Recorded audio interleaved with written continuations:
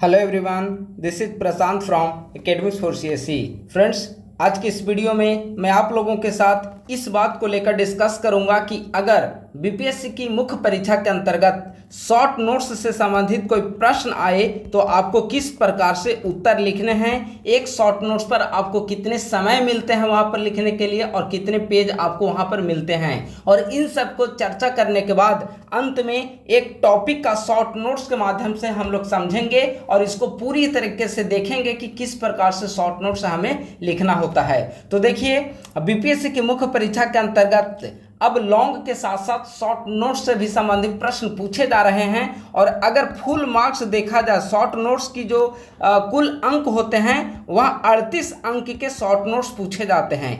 इसमें आपको 5 short notes लिखना होता है, ठीक है। इसमें 3 प्रश्न 8-8 मार्क्स के होंगे और 2 प्रश्न 7-7 नंबर के होंगे, यानी कि ये नंबर जो हो गए कुल 38 नंबर के 5 शॉर्ट नोट्स आपको लिखने होंगे। 5 वहां पर ऑप्शन रहेंगे, 5 में से 5 का जवाब आपको देना पड़ेगा। ये हो गया।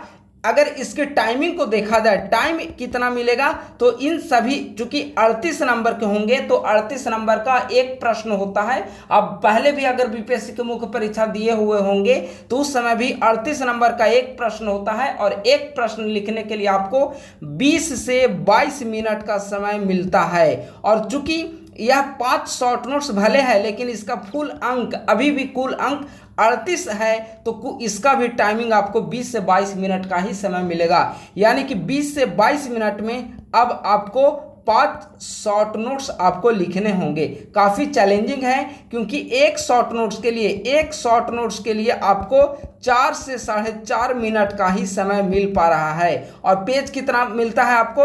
एक पन्ना, 2 पेज मानकर चलिए, दोनों साइड से, बोथ साइड्स, ठीक है, दोनों साइड से मिलाकर 2 पेज, यानी कि शॉर्ट नोट्स आपको 38 नंबर के लिखने होंगे। 5 शॉर्ट नोट्स होगा, एक शॉर्ट नोट्स पर आपको 4 से 4.5 मिनट का टाइम मिलेगा। 20 से 22 मिनट के अंतर्गत आपको कुल 5 शॉर्ट नोट्स लिखना है। शॉर्ट नोट्स लिखने से पहले उसके बारे में हर चीज़ का आपको ध्यान रखना है। और अब अगर आप आंसर राइटिंग की प्रैक्टिस करते हैं तो इसी को ध्यान में रखकर कि एक शॉर्ट नोट्स के लिए आपको 4 से 4.5 मिनट का टाइम मिलेगा, इसी को ध्यान में रखकर अब आपको आंसर राइटिंग की प्रैक्टिस करनी होगी। यह डिफिकल्ट जरूर है पर यह असंभव नहीं है। अगर आप रेगुलर प्रैक्टिस करते हैं तो 4 से 4.5 मिनट या फिर 5 मिनट, मान लेते हैं कि कोई शॉर्ट नोट्स आपको ज़्यादा समय ले रहा हो और जो लॉन्ग हो उसमें से आपको समय इधर देना पड़े, शिफ्ट करना पड़े समय, तो मान लेते हैं कि 4.5-5 मिनट में अगर आप एक शॉर्ट नोट्स लिख पाते हैं, अगर आप रेगुलर प्रैक्टिस करते हैं तो यह काम जो है वह आप आसानी से कर पाएंगे। एक शॉर्ट नोट्स के माध्यम से हम लोग इसको डिस्कस करते हैं। हमारी कोशिश है कि आगे आने वाले दिनों में 68वीं मुख्य परीक्षा की जितने भी प्रश्न हैं, जीएस पेपर 1 और जीएस पेपर 2, उन सभी प्रश्नों को मॉडल आंसर के रूप में अपने यूट्यूब चैनल पर डिस्कस कर दिया जाए। लेकिन आज एक शॉर्ट नोट्स यह 68वीं में पूछा हुआ नहीं है, उससे एक भिन्न सवाल को मैं शॉर्ट नोट्स के रूप में मैं डिस्कस कर रहा हूं। आगे आने वाले दिनों में 68वीं बीपीएससी मुख्य परीक्षा में पूछे गए सभी प्रश्नों को मैं मॉडल आंसर के रूप में अपने यूट्यूब चैनल पर अपलोड करने की कोशिश करूंगा। आज का जो शॉर्ट नोट्स का हमारा टॉपिक है वह है न्यायिक सक्रियता संसदीय लोकतंत्र में एक दुधारी तलवार है। देखिए, शॉर्ट नोट्स अगर आप लिखना प्रारंभ कर रहे हैं तो शॉर्ट नोट्स लिखने से पहले जो शॉर्ट नोट्स लिखना है आपको डिसाइड करना होगा कि किस पॉइंट को हमें बेस बनाना है और हमें शॉर्ट नोट्स लिखना है। यहाँ प्रश्न को 2 से 3 बार पढ़िए। हालांकि आपके पास समय कम होंगे, 4 से 4.5 मिनट 5 मिनट के अंतर्गत ही ये सारे काम कर लेना होगा, लेकिन आप रेगुलर प्रैक्टिस करते हैं तो आप काफी आसानी से इन चीजों को आप सॉल्व कर पाएंगे काफी आसानी से। प्रश्न क्या है? न्यायिक सक्रियता संसदीय लोकतंत्र में एक दुधारी तलवार है। 2 यहाँ पे की पॉइंट्स है। पहला न्यायिक सक्रियता, दूसरा दुधारी तलवार, यानी कि न्यायिक सक्रियता के बारे में आपको डिफाइन करना होगा और किस प्रकार से दुधारी तलवार है। दुधारी तलवार यानी कि न्यायिक सक्रियता के लाभ भी हैं और यह हानि भी है। एक तरफ न्यायिक सक्रियता संसदीय लोकतंत्र के लिए अच्छा भी है, लाभदायक भी है, और दूसरे तरफ न्यायिक सक्रियता हानिकारक भी है। इससे कार्यपालिका और न्यायपालिका के बीच क्लेश बढ़ती है। तो इन दोनों चीजों को आपको इसी 2 पेज के अंतर्गत 4 से 4.5 मिनट के अंतर्गत एक राइटिंग स्किल है। 4 से 4.5 मिनट में एक शॉर्ट नोट्स को जो कि 8 नंबर का है उसको लिख पाना आपकी बेहतर राइटिंग स्किल को, बेहतर लेखन कला शैली को प्रदर्शित करता है और यह निरंतर अभ्यास के माध्यम से ही संभव है। तो इन 2 चीज़ों पर इस शॉर्ट नोट्स में आपको फोकस करना होगा। इसी प्रकार से हर शॉर्ट नोट्स का आप कीवर्ड छाटेंगे और उसके आधार पर आंसर लिखेंगे। यानी कि प्रश्न से स्पष्ट है कि पहले आपको न्यायिक सक्रियता को डिफाइन करना होगा, उसके बाद बताना होगा कि इसके लाभ और इसके हानियां क्या क्या हैं। देखिए, चूंकि 4 से 4.5 मिनट के अंतर्गत एक शॉर्ट नोट्स लिखना होगा तो अधिक संभावना है कि आप वहां पर पॉइंट वाइज चीज़ों को आप ज़्यादा से ज़्यादा लिखें, पॉइंट वाइज लिखें और इसको एक की पॉइंट्स के रूप में डॉट देकर या फिर 1 2 3 4 ऐसी नंबरिंग करने के बाद आप इस प्रकार से अंदर पॉइंट बना सकते हैं। तो आइए इसका हम लोग शॉर्ट नोट्स देखते हैं। देखिए, अगर ऐसे प्रश्न में शॉर्ट नोट्स के प्रश्न में 1 से 2 लाइन का ही इंट्रोडक्शन देना है, नहीं भी इंट्रोडक्शन देंगे तो भी चलेगा, लेकिन 1 से 2 लाइन में दे दें तो कोई दिक्कत नहीं है। न्यायिक सक्रियता एक नवीन अवधारणा है। भारत में न्यायिक सक्रियता का विकास विभिन्न न्यायिक निर्णयों के दौरान हुआ है। वर्तमान समय में न्यायिक सक्रियता भारतीय न्यायपालिका की आधारभूत विशेषता बन चुकी है। हमने 2-3 वाक्यों के माध्यम से 2 वाक्यों 3 वाक्य के माध्यम से हमने इसकी इंट्रोडक्शन को दे दिया।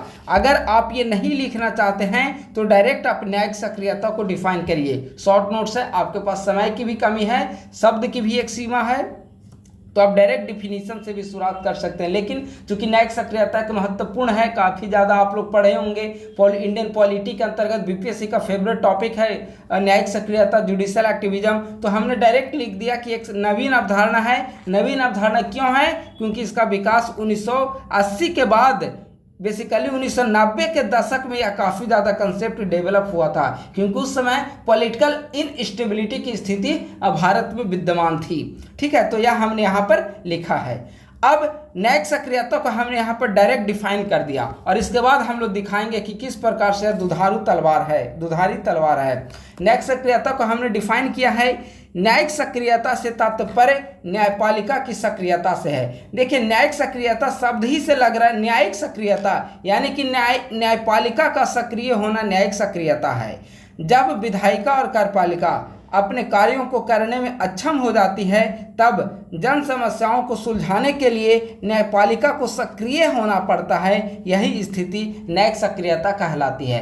सिंपल शब्दों में लिखा हुआ है कि जब विधायिका और कार्यपालिका ढंग से कार्य नहीं कर पाएगी तब ऐसी स्थिति में न्यायपालिका उसके कार्यों को करने के लिए सक्रिय होता है और न्यायपालिका का इन कार्यों के लिए सक्रिय होना ही न्यायिक सक्रियता कहलाता है।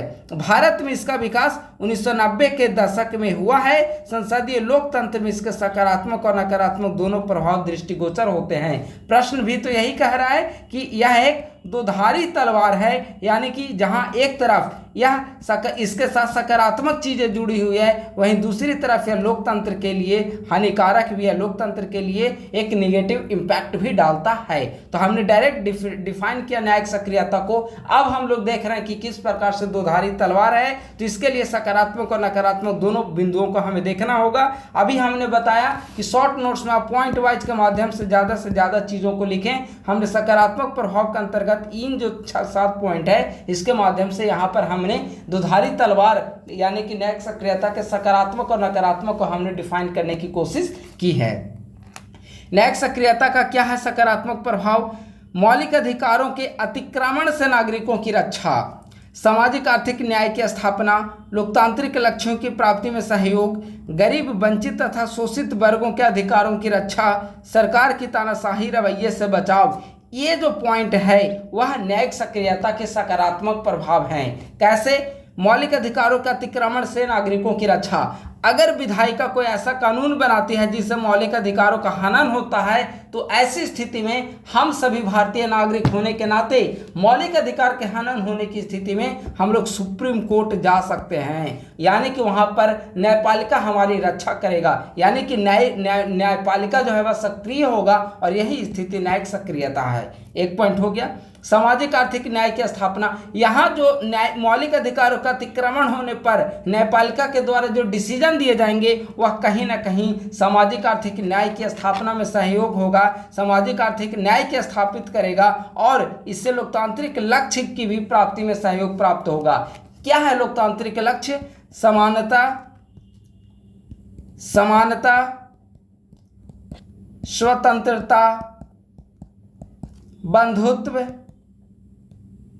यही सब हमारा लोकतांत्रिक लक्ष्य है। अधिकार, ठीक है ना, ये सभी जो चीज है, कर्तव्य, ये सभी जो चीज है वह हमारे लोकतांत्रिक लक्ष्य हैं और न्यायपालिका ही इन लोकतांत्रिक लक्ष्यों की प्राप्ति में महत्वपूर्ण भूमिका निभा सकता है। गरीब, वंचित और शोषित वर्गों के अधिकारों की रक्षा और सरकार की तानाशाही रवैये से बचाव। अगर कार्यपालिका काफ़ी ज़्यादा तानाशाही रवैया अख्तियार कर लेती है और उसे विधायिका में पूर्ण बहुमत हासिल है, तब ऐसी स्थिति में न्यायपालिका ही, कई बार आप ऐसे डिसीजन देखे होंगे कि न्यायपालिका के द्वारा सरकार के विरुद्ध भी कई सारे डिसीजन दिए जाते हैं, जो यह स्पष्ट करता है कि न्यायिक सक्रियता के भी अपने लाभ हैं और इससे संसदीय लोकतंत्र सकारात्मक रूप से भी प्रभावित होता है। तो यह हो गया सकारात्मक प्रभाव। शॉर्ट नोट्स है, हमने इसीलिए यहाँ पर डिफाइन नहीं किया है, ठीक है। आप इसे शब्द सीमा और समय सीमा का भी ध्यान रखेंगे आंसर लिखते समय। अब डायरेक्ट हम लोग नकारात्मक प्रभाव को देखेंगे। लोकतांत्रिक मूल्यों का अतिक्रमण, वो कैसे? क्योंकि न्यायपालिका का काम तो दंड देना है ना, विधायिका का काम क्या है? कानून बनाना। कार्यपालिका का काम क्या है? क्रियान्वित करना। न्यायपालिका का काम क्या है? जो कानून का उल्लंघन करे उसे दंडित करना। तो कहीं ना कहीं न्यायपालिका अगर विधायिका और कार्यपालिका के कार्य में हस्तक्षेप करेगी तो यह लोकतांत्रिक मूल्यों का अतिक्रमण होगा। न्यायिक तानाशाही की स्थापना, न्यायिक सक्रियता के नाम पर न्यायपालिका भी खुद को तानाशाह के रूप में स्थापित कर सकता है। शक्ति पृथक्करण सिद्धांत का विरोधी। शक्ति पृथक्करण का मतलब होता है शक्तियों का विभाजन। जैसे अभी हमने क्या बताया, विधायिका का शक्ति क्या है? विधायिका की शक्ति क्या है? विधि निर्माण। कार्यपालिका की शक्ति क्या है? विधायिका द्वारा बनाए गए विधि निर्माण का क्रियान्वयन। न्यायपालिका का विधि निर्माण के दौरान किसी भी प्रकार के कोई विधि का उल्लंघन करता हो तो उसे दंडित करना न्यायपालिका का काम है। तो यह शक्ति पृथक्करण चूंकि अलग अलग कार्य डिवाइड किया हुआ है, ऐसी स्थिति में अगर न्यायपालिका विधायक और कार्यपालिका का कार्य करने लगेगा तो यह इस सिद्धांत का विरोधी माना जाएगा। न्यायालय के भार में वृद्धि। आप जानते हैं कि अभी अगर भारतीय न्यायपालिका सारे सुप्रीम कोर्ट और हाई कोर्ट, डिस्ट्रिक्ट कोर्ट, ये सबको जोड़ दिया जाए तो लगभग 3.5 करोड़ ऐसे केसेस हैं जो पेंडिंग है। और अगर न्यायपालिका खुद अगर अपने पास केस लंबित ज्यादा संख्या में रखती है और ऐसी स्थिति में अगर वह दूसरे कार्यों में भी हस्तक्षेप करती है तो कहीं ना कहीं उसका और इस पर बर्डन बढ़ता चला जाएगा। तो बेहतर यही होगा कि न्यायपालिका अपने इन कार्यों को सुलझाने में ज़्यादा से ज़्यादा ध्यान दे, न कि विधायिका और कार्यपालिका के कार्यों में हस्तक्षेप करने में। सरकार और न्यायपालिका के मध्य टकराव में वृद्धि। सरकार, अभी हमने बताया ना कि अगर मौलिक अधिकार को उल्लंघन करने से संबंधित कोई कानून सरकार द्वारा बना दिया जाता है और न्यायपालिका के द्वारा उसे अवैध घोषित कर दिया जाता है, संवैधानिक घोषित कर दिया जाता है, तो ऐसी स्थिति में इन दोनों के मध्य, विधायिका और न्यायपालिका के मध्य, सरकार और न्यायपालिका के मध्य टकराव में वृद्धि होगी। विधायी कार्यों में अड़चन का उत्पन्न होना। चूंकि विधायी कानून बनाने का काम विधायिका को है, ऐसी स्थिति में अगर न्यायपालिका आदेश देगी तो कहीं ना कहीं यह रिजिडनेस हमें देखने को मिलेगी और यह विधायी कार्य में अड़चन उत्पन्न करेगा। तो इस प्रकार से, चूंकि शॉर्ट नोट्स है तो हमने पॉइंट वाइज यहाँ से समझा दिया कि किस प्रकार से दुधारी तलवार है, इसके सकारात्मक और नकारात्मक बिंदुओं को बताते हुए अब हम लोग निष्कर्ष की ओर चलेंगे। उपर्युक्त विवेचनों से स्पष्ट है कि न्यायिक सक्रियता का सकारात्मक और नकारात्मक दोनों प्रभाव लोकतंत्र के अंतर्गत देखने को मिलता है। यद्यपि इसने भारतीय लोकतंत्र के आधारभूत आदर्शों को प्राप्त करने में महत्वपूर्ण भूमिका निभाई है, तथापि विधायिका एवं न्यायपालिका के मध्य संघर्ष में भी वृद्धि हुई है। अतः कहा जा सकता है कि संसदीय लोकतंत्र में न्यायिक सक्रियता एक दुधारी तलवार है। देखिए 2 पेज के अंतर्गत हमने इस शॉर्ट नोट्स को खत्म कर दिया। 2 पेज यहाँ तक हो रहा है, हमने इसे शॉर्ट नोट्स को 2 पेज के अंतर्गत खत्म कर दिया। चूंकि 4 से 4.5 मिनट के अंतर्गत आपको वहां पर 2 पेज में शॉर्ट नोट्स लिखना होगा जिसके कुल अंक 8 होंगे। तो 4 से 4.5 पेज में 4 से 4.5 मिनट में लिखना है। तो इसके लिए आप सिर्फ पॉइंट वाइज ही वहां पर आप लिख पाएंगे। आप प्रश्न को 2 बार पढ़िए, मेन चीजों को समझिए और उसे पॉइंट वाइज आप 2 पेज में आंसर को पिरो दीजिए। यह आपको आर्ट सीखनी होगी। अब जितनी ज़्यादा से ज़्यादा राइटिंग प्रैक्टिस करेंगे आपकी राइटिंग स्किल में उतनी ही निखरता आती चली जाएगी और ये निरंतर अभ्यास से ही संभव है। तो हमारी भी कोशिश रहेगी कि नियमित अंतराल पर शॉर्ट नोट्स का वीडियो हो या फिर लॉन्ग प्रश्न का वीडियो हो, उसे मैं अपलोड करते जाऊं और आप लोग उसे देखकर सीख सके कि किस प्रकार से हमें निर्धारित समय सीमा और शब्द सीमा के अंतर्गत शॉर्ट नोट्स और लॉन्ग प्रश्न लिखने होंगे। तो उम्मीद है कि आज का हमारा यह वीडियो आपको पसंद आई होगी और किस प्रकार से शॉर्ट नोट्स लिखें यह बातें आपको क्लियर हो गई होगी। आगे आने वाले दिनों में जब मैं कुछ और शॉर्ट नोट्स अपलोड करूंगा तब चीज़ें धीरे धीरे आपको क्लियर होती चली जाएगी। तब तक इस वीडियो का आप लोग लाभ उठाएं। थैंक यू सो मच, बहुत बहुत धन्यवाद।